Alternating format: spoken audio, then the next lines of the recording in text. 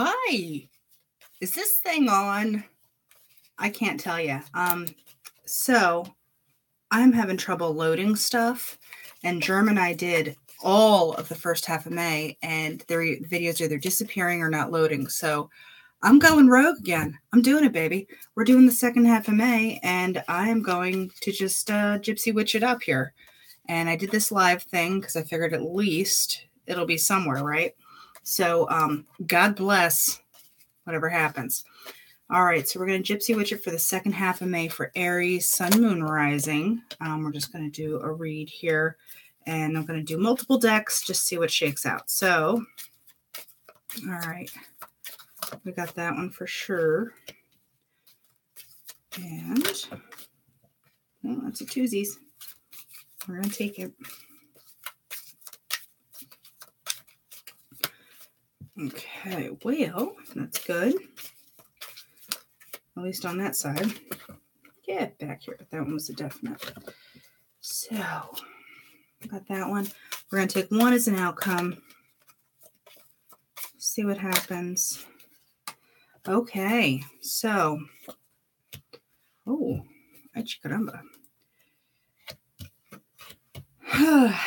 On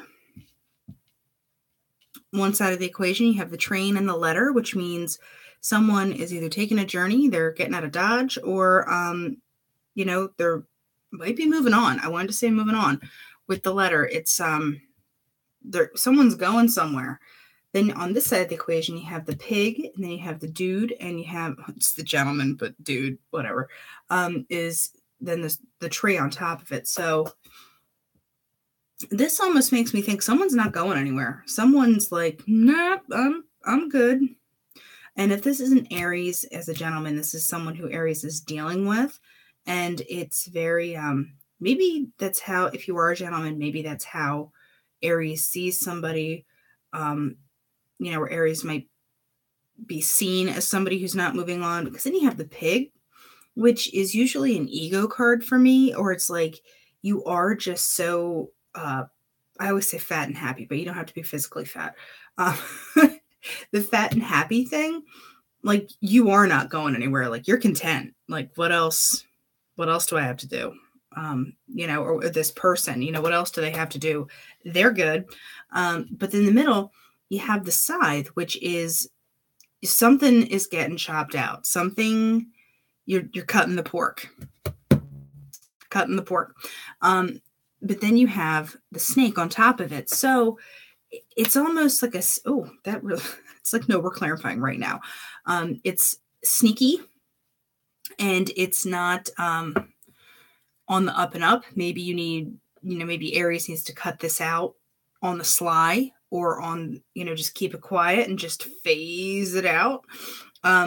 Because then you have the flames in the house on top of the track and the letter, which I think there's some kind of rekindling of your stability, like, finding what makes you happy, and you're finding the stuff close to home is what makes you happy. Like finding happiness and passion with what's already around you. You don't need to do all this external business because it's already in you. It's just a matter of getting to it. Now I'm gonna do the side here because that's a pretty intense card just to be chilling by itself. What's getting cut? Someone's getting their emotions in business in check. And then you have the bird, which to me is like, maybe you hear something that you're like, whoa, that's not what I thought. Or you see something on, like Instagram feed or a Twitter thing. Something about it could be internety, where it's kind of like, hey, that's not cool.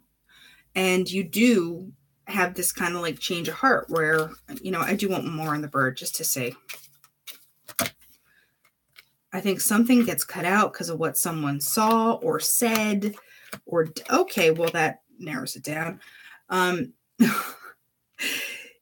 Lightning, the swords, garden, clover, bouquet. So what I just said about the whole, like, you see something, you're like, whoa, lightning, boom, makes you defensive.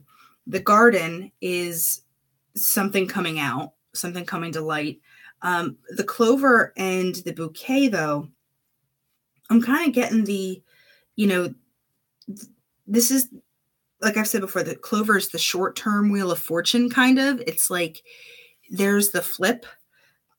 So all this kind of like what turns into like, no, I'm glad that happened, because then you have the bouquet, which is a positive card. It could be an offer. Just make sure it's not a, oh baby, I'm sorry. Because, they might just legitimately be sorry, and then you find out they're still sorry. Like forever ago. You have the clouds, the bear, and the whip. So, yeah, I don't get the most stable feeling about this, because there's confusion around it to begin with. You're not quite sure where this person's coming from, so you're being defensive. With the bear and the whip together, that's like you're cracking down. Like there is no return from you being like, or this is the other person. If Aries has been not so cool, because normally the whip is my sexy card, but I'm not getting sexy unless you fall for the oh baby, which maybe then you do have the oh baby. But let's go on to that guy next. I do just want one more on the whip to see what we're talking about here. Is it the sexy? Oh, someone's getting awarded. There's the medal and the safe.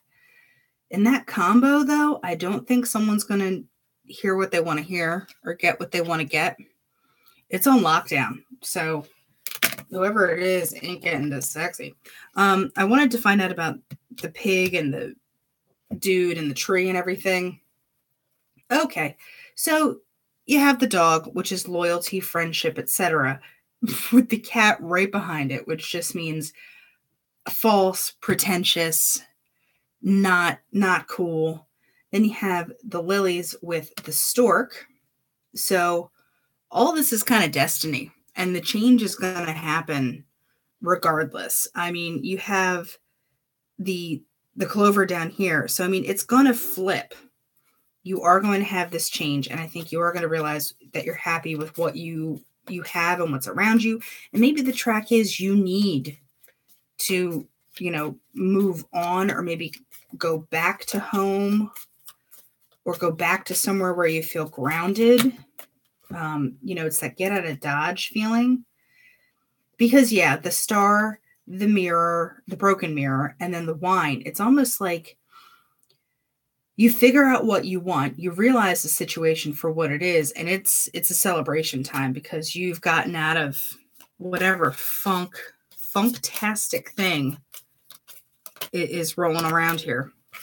So I wanted to kind of clarify this home situation, because it could go a couple ways. So we have Rose, the bride, the eye, and the ship.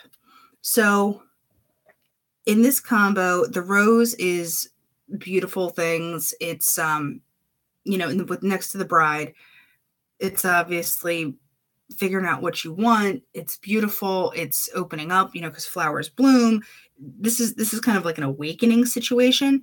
The eye is usually spying and stuff, but with these guys, I'm getting more of like eye on the prize. Like you're not going to lose sight of what you want. I mean, literally, it's staring at you. And then you have the ship, which is longing. It's a desire. It's movement. So over here's a lot of movement. Over here's a lot of sitting on the tush. In between is, I think, the friction of this person wanting to go, this person wanting to be like, everything's fine. What's the matter? And not matching. I honestly think this is Aries, because, I mean, Aries always, they're movers and shakers. You don't sit still with an Aries. So moving on to the art of life. Fine. Literally, these cards like came out, and I was like, well, I guess we're doing this then. Because the Emperor was part of it, and I was like, yeah, that's pretty much That's about right. So we have 8 of Swords on the bottom of the deck here, which I think is interesting because that is being tethered to a situation or some kind of, even if it's a person that you feel like you can't get away from or you can't get out of it. You can never cross the ocean unless you have the courage to lose sight of the shore. Christopher Columbus. Yeah, he's right. So you had the ship, lose sight of the shore. Get a move on.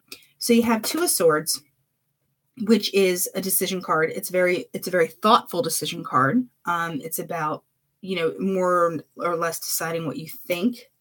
As a man thinketh, so he is. As a man chooseth, so he is. Ralph Waldo Emerson. So pretty much that sums it up. Then you have the Emperor, Aries, hi, that's you, with the 10 of Cups. So it's how do you get to this 10 of Cups? Like literally, how do you get here? I mean, it's pretty self-explanatory. The 10 of Cups, that is family, emotion, home, and just really great stuff. So the quote on this, I think, is funny. It's, "Let us be grateful to the people who make us happy. They are the charming gardeners who make our souls blossom." You had the flower and everything back there. I'm just saying. With the Hierophant and the Strength. So rules are not necessarily sacred. Principles are. So this is about, the Hierophant is their traditional way of doing things. The, tried and true, the steady. It could be a marriage, but I didn't get a whole lot of relationship stuff right off the bat with the Gypsy Witch. So I think this might be, Aries really taking a chance to see what they do and how they do it and why they do it. And then there's the strength involved in this, because this, I don't think it's an easy journey, but it's going to be a solid one, which, because once they get a move on and get that direction, I really don't see it as, I want to say unstoppable, unflappable, just a lot of uns, because it's, this is strong. This is like, I feel like Aries is kind of like coming back into their own. And that's a real good feeling. So I'm doing romance angels now, even though I didn't get a ton of romance. Let's see what this business is about. Retreat. It is time to disconnect from the world. Okay. All right. We want one more. Just come on. Come on now. It is safe for you to love. Okay, that's good. Open your heart to give and receive the highest energy of all. I do want one more. Let's end on a good note here, people. Love yourself first, though. Your self-respect makes you more romantically attractive. So, yeah. Work it out. Work it out, Aries. Whatever you got going on. We got the crystal deck. I mean, these are literally jumper doodles. Yeah, you usually don't take 4, but there's such varied types of stones. Like, I know it's not the deck not being shuffled right. So we have tourmaline, which is unity, love, protection. Obsidian, which is truth, reveal, grounding, and process. We have ruby, which is passion, courage, and consciousness. And citrine, which is energizing individualization, prosperity, and abundance. Now, I do like the meanings on the back of these because I dig them. And it says this card is the need to look at your motives and honor yourself. If we are selfless, we draw down the abundance of the universe. So it's like, it's a nice way to say get over yourself.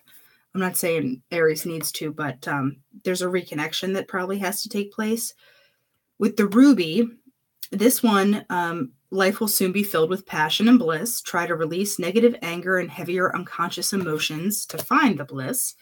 Obsidian is the truth of a situation will be revealed. Look within yourself. Do you already know the answer?